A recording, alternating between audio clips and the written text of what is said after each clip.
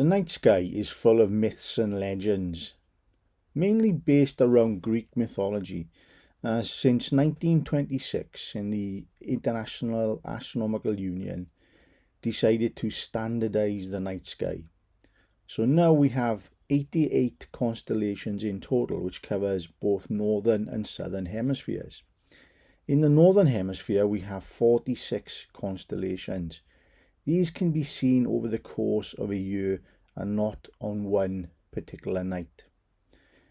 But we are at the moment in our winter period, and the winter provides us with some fantastic views of the most iconic constellations of them all, from Orion and Taurus through to Ursa Major and Ursa Minor, from Gemini and Leo all the way back to Draco and Cepheus, and not forgetting Cassiopeia.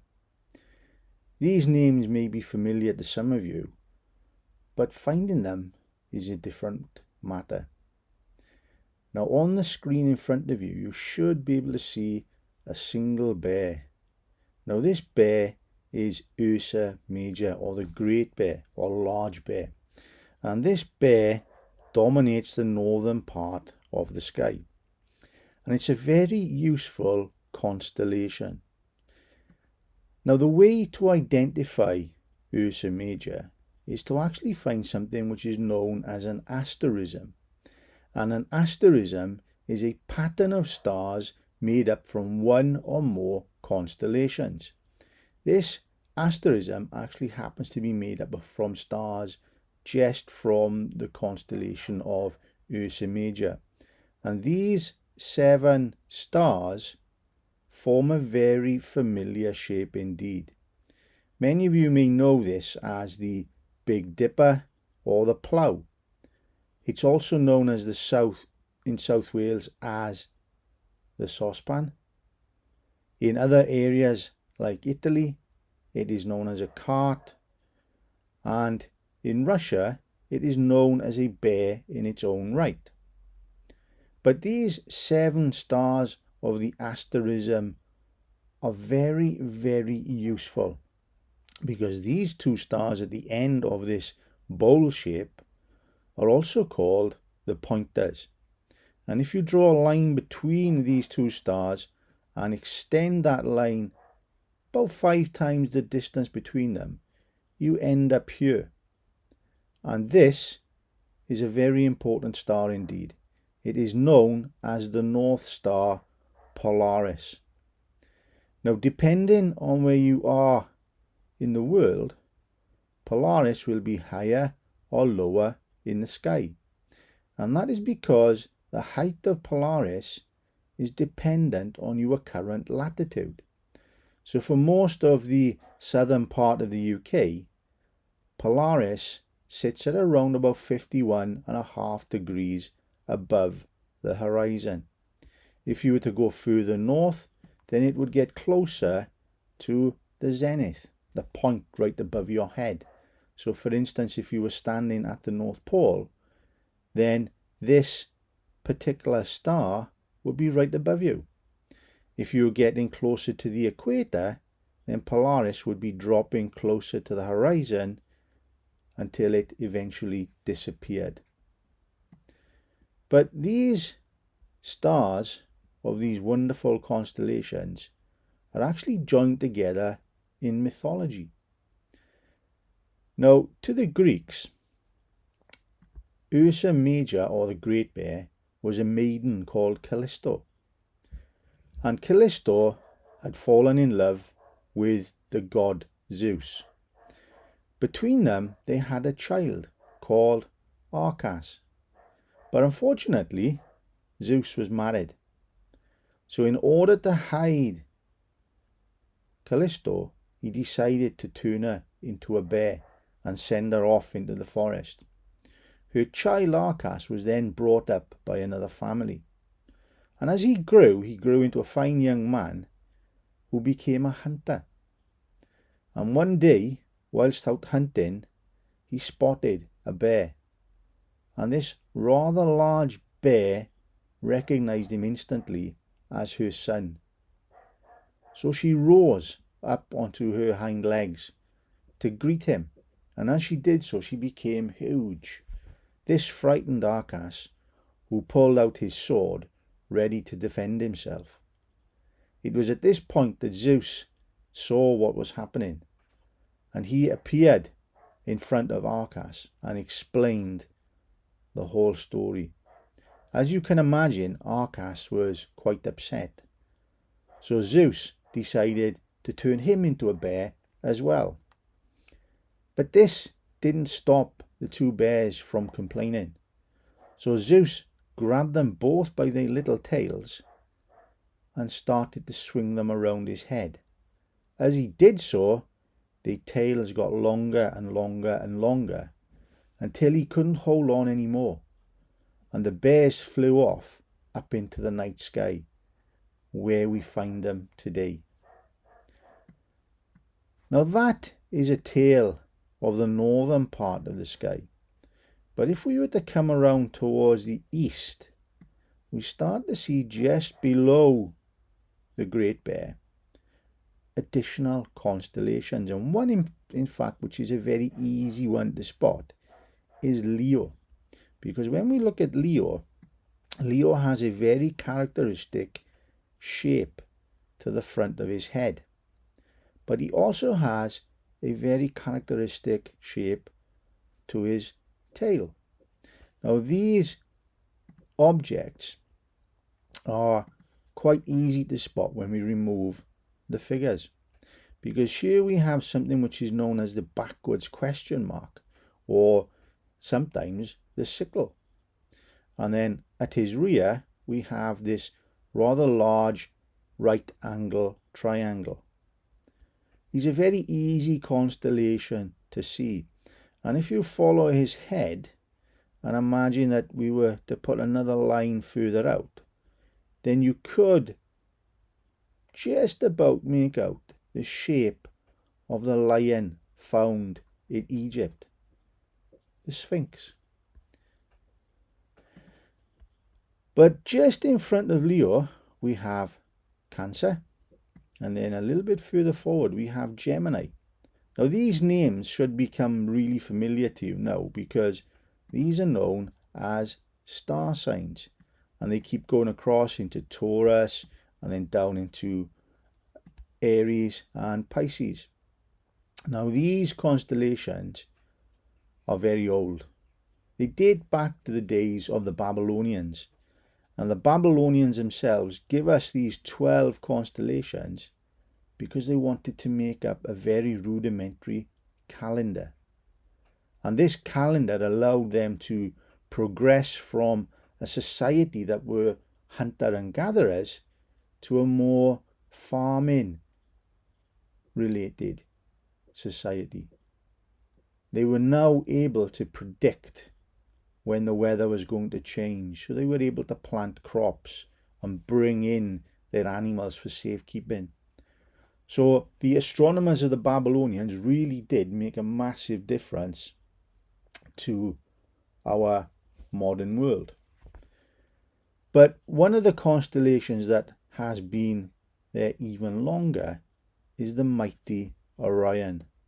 And Orion has a very characteristic shape to him.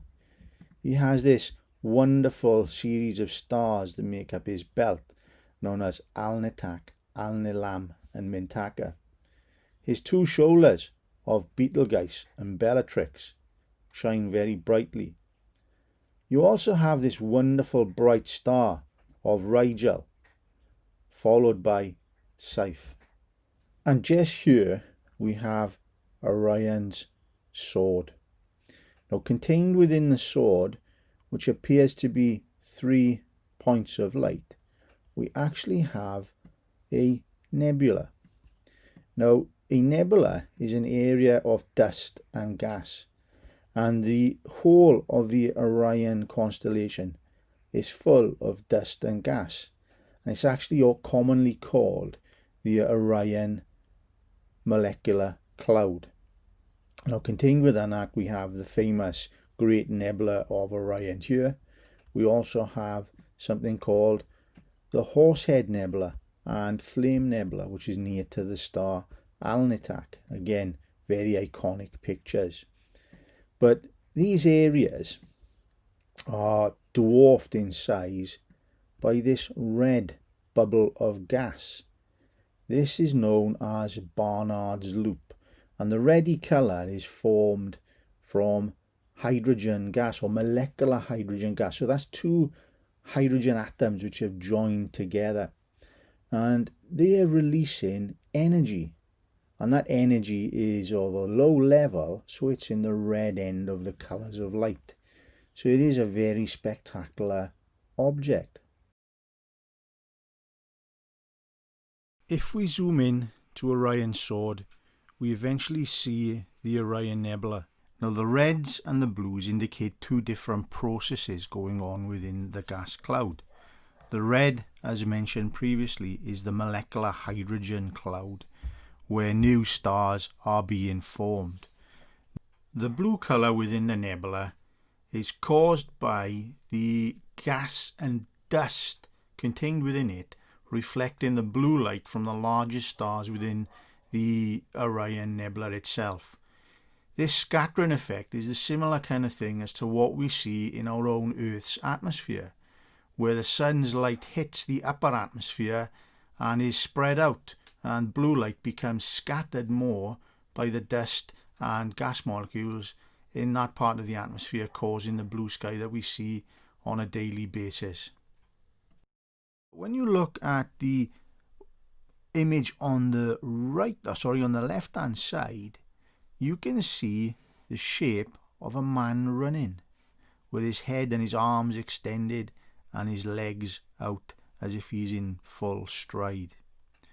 But just imagine, within these darker places here, the Hubble Space Telescope has discovered unusual shapes called proplyds.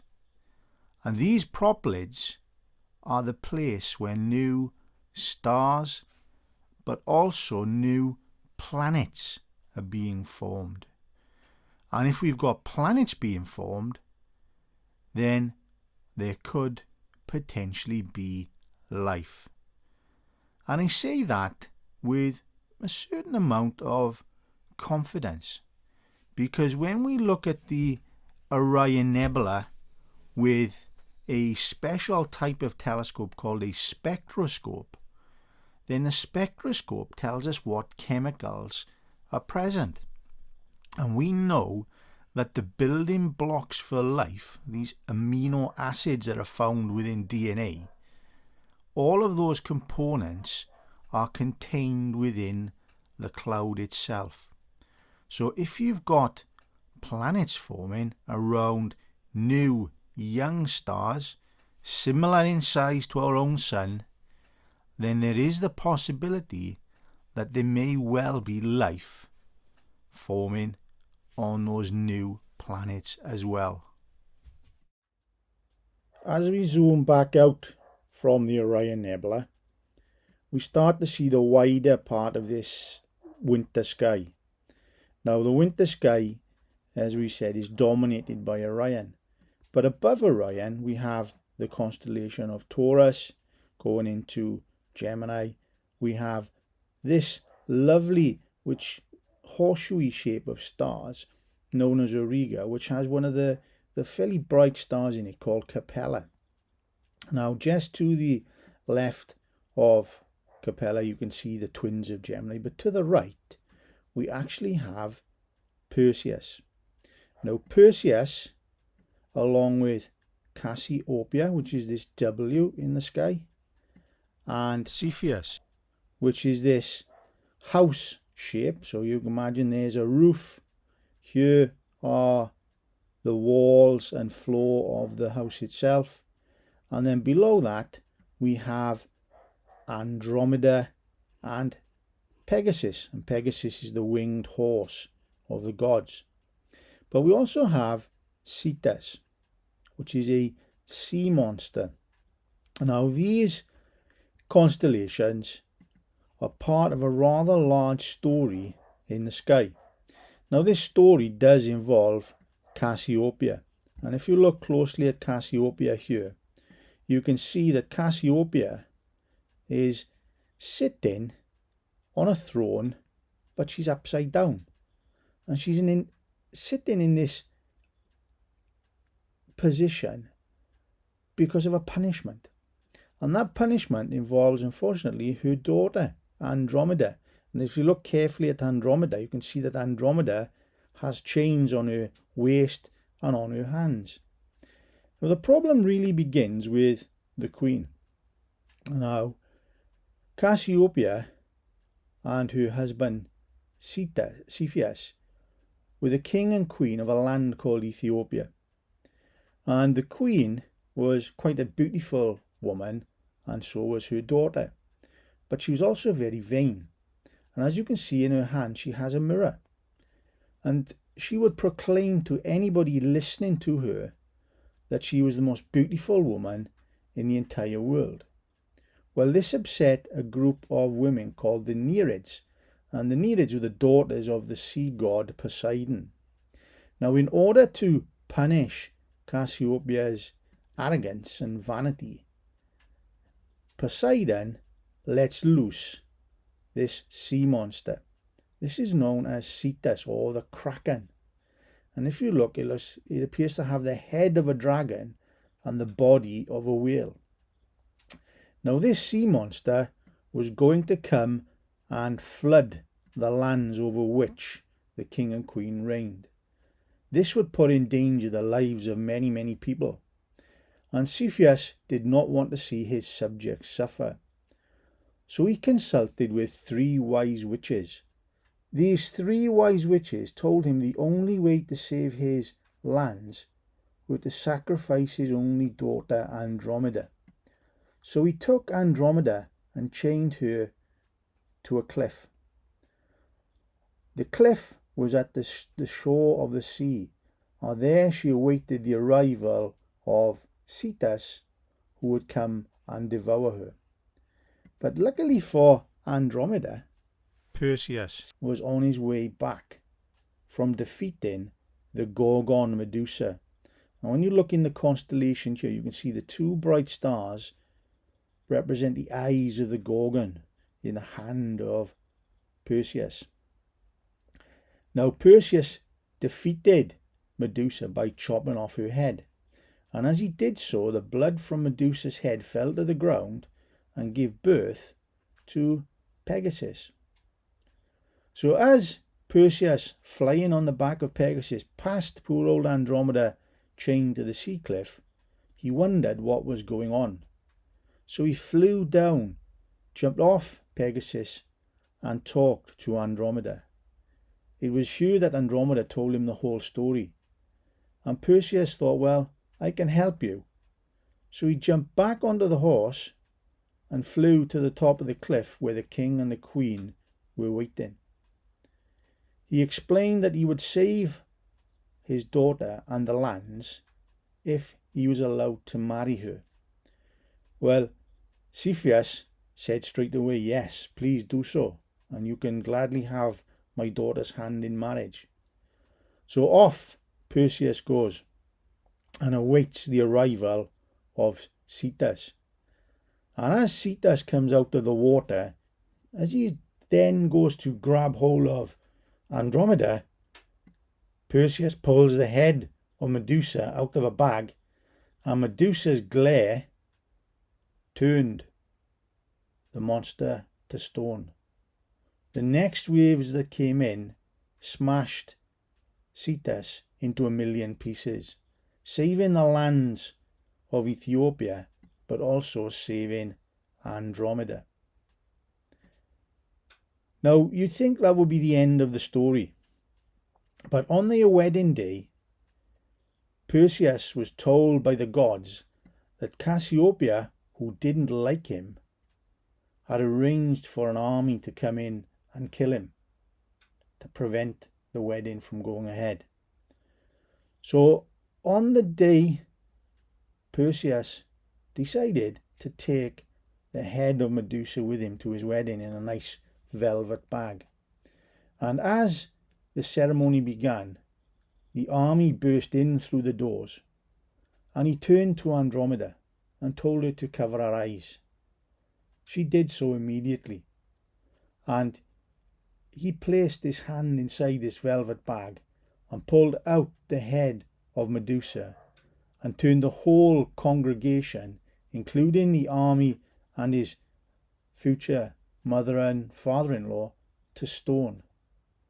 Once the army had been defeated, he placed Medusa's head back into the bag and left with Andromeda. So quite a nice story in the sky, quite a long one, but also quite a familiar one, because this is the film called Clash of the Titans. And as you can see here, they dominate this kind of part of the sky around Orion, but in between the lot of them lies this large constellation of Taurus the Bull. And when we start to think about the life and death of stars, we saw the birth of stars in the Orion Nebula.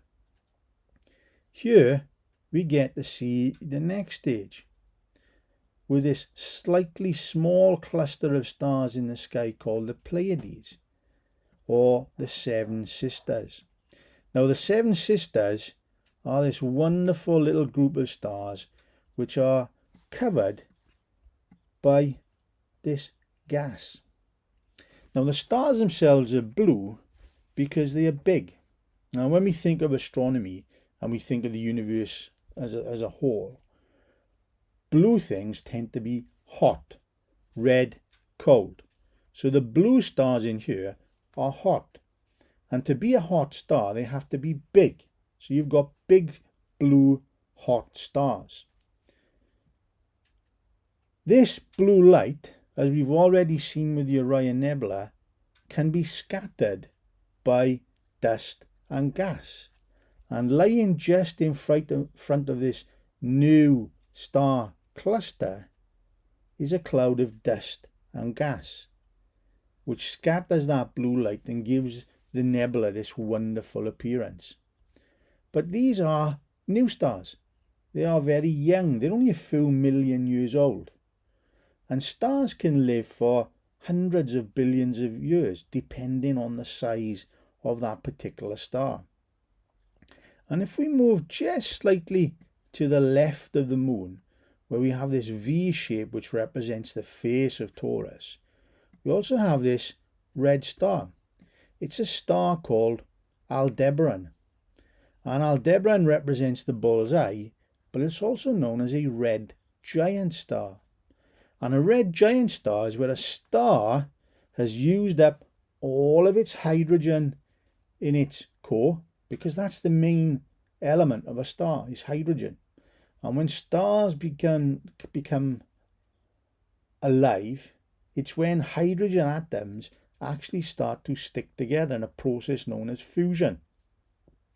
Now this fusion process gives off energy, but it also produces another element called helium. So over the millions of years, these hydrogen atoms are combining together to form lots and lots of helium in the center of these stars, or in their cores. Now it gets to the point where helium starts to take over as being the most dominant element there. And it's at that stage that the star actually begins to contract. And as it contracts, it squashes the core of the star. Now, if you try to squash a gas, it gets hotter. And you can try this yourselves by pumping up a bike tyre or a basketball or a football. Because as you keep pushing the gas into the ball or the tyre, the valve itself will become hot. Now imagine that you were trying to pump up this big massive star, which is 1,000,000 times bigger than our sun. There's a lot of gas when being squashed, and it's actually being squashed by gravity. It becomes extremely hot. And it gets to the point then where helium can start to stick together to form carbon. But because there's so much energy now in the center, this temperature has increased enormously, it causes the star to become much, much bigger, and it's known as a giant star. But because of the outer areas of the star are now a lot further away from the middle, they cool down and they become a reddy colour. And that's how a red giant forms. And eventually, depending on how big the star is, it will either die in one of two ways.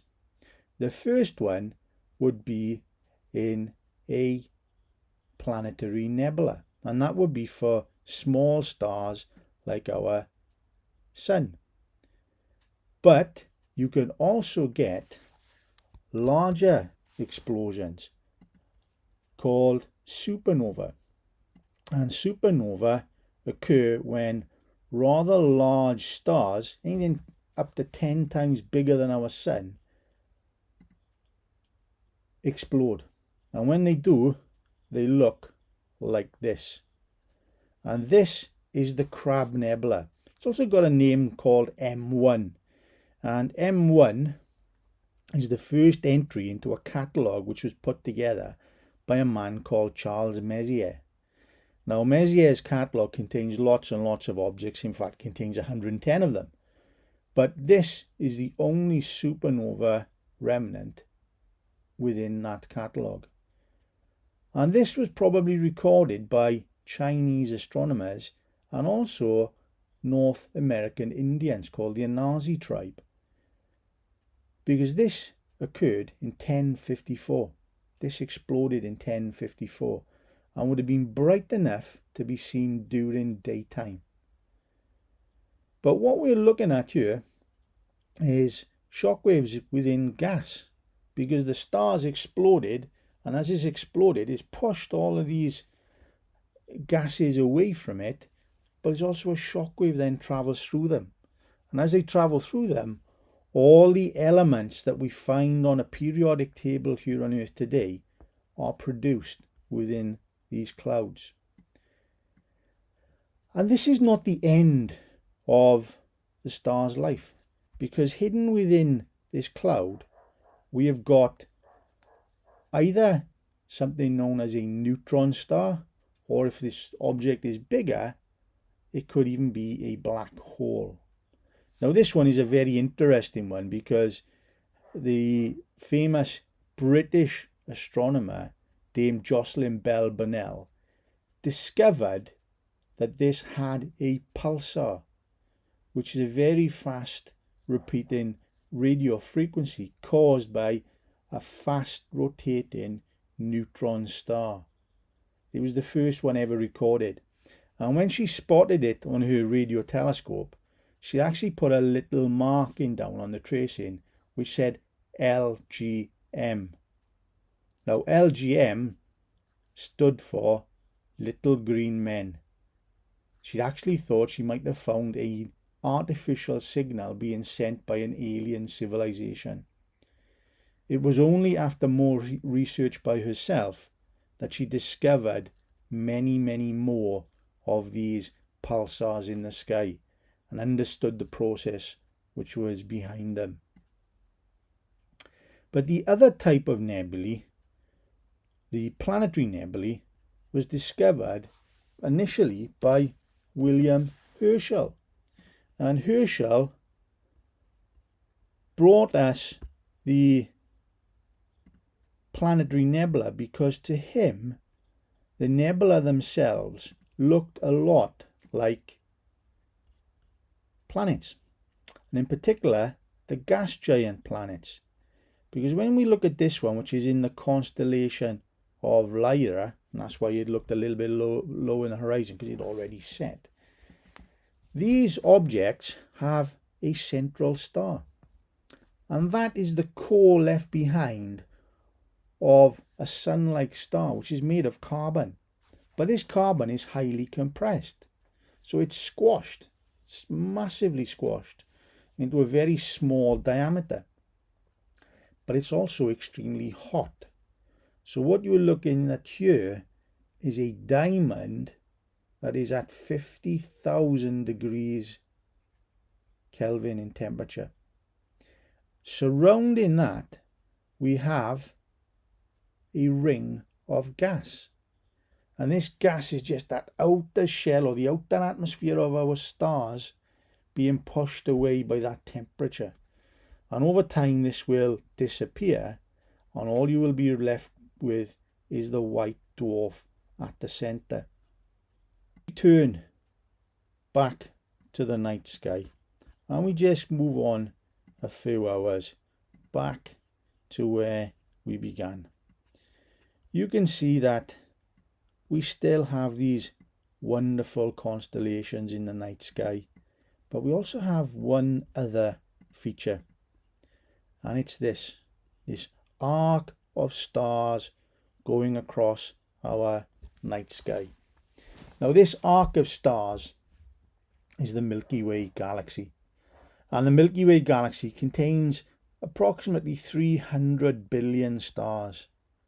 Now during the winter it doesn't look that spectacular, but during the summer months it dominates the sky. And when you see the Milky Way for the first time, you will think that it is a cloud, and in some respects it is, but not the type of cloud that you think. In fact, this is just a cloud of light, and within that cloud of light you'll get these dark patches which are known as dust lanes. Now we've got one example of a galaxy very close to the wonderful constellation of Andromeda. Now when we look at Andromeda here and we zoom into her kind of middle two stars, if we just go up a little bit further we will come across the Andromeda galaxy. Now the Andromeda galaxy is our nearest galactic neighbour. It's around about 2.8 million light years away from us, so it's relatively close when we think of other galaxies. But it also gives us a good indication of what our Milky Way actually looks like, because we have this core or central nucleus to the galaxy, and then surrounding it we have spiral arms, and contained within those spiral arms we have these dark dust lanes. Now imagine our viewpoint from Earth of the Milky Way is slightly different than what we see here. So if this was our Milky Way, we're not in the middle here, we're actually around about 2/3 of the way out. And if you were to draw a line through the middle of that galaxy, it will be known as the galactic plane. We actually sit a little bit above that line. So we're in quite a privileged position. So we're able to see towards the middle in our summer months, but then in our winter months we're able to look out into deep space, allowing us a view of these other galaxies. And our Milky Way is about 130,000 light years across. Now a light year is a measurement of distance, and it's the distance light takes to travel in 1 year. So it's a huge amount of distance when you consider the speed of light. So it would take light 130,000 years to cross this galaxy. So when we start to consider the possibilities of other stars like our sun having planets, then when we look at a galaxy like this one, there are potentially 80 billion other planets. Now of those 80 billion, I wonder how many do actually have life. And to me, I think there's a very good chance there's life elsewhere in the universe and even in our own galaxy. But being able to contact it and talk to it is a totally different thing entirely. So I hope you've enjoyed the planetarium show, and we will see you in the future. Just look out for updates on our Facebook page or via our website or any other social media for new shows that will be appearing soon. In the meantime, take care and clear skies, and enjoy looking up.